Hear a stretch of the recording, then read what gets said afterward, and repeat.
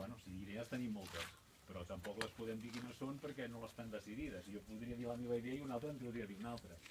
Per tant, qualsevol persona que s'apuntés a la cooperativa seria una persona més a opinar. I el bo d'aquí és que en un dia agafes, bueno, com una pinzellada, però l'important d'això és pujar, conèixer la gent que hi participem, empapar-te una mica del poble, del paisatge, de les muntanyes. Jo personalment la primera vegada que vaig pujar ni m'imaginava que m'acabaria involucrant en aquest projecte, no?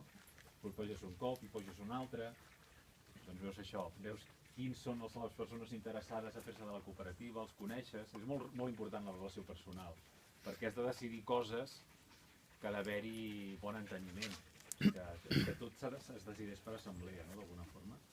Llavors, clar, si ja veus que hi ha una persona que és molt conflictiva o tal, dius ui, és a dir, tots hem de... Jo ho dic que per mi és com un laboratori humà, però realment és això, no? Perquè és com una aventura que dius, aviam, no m'estic ficant. Però per mi és apassionant, per això m'hi he posat.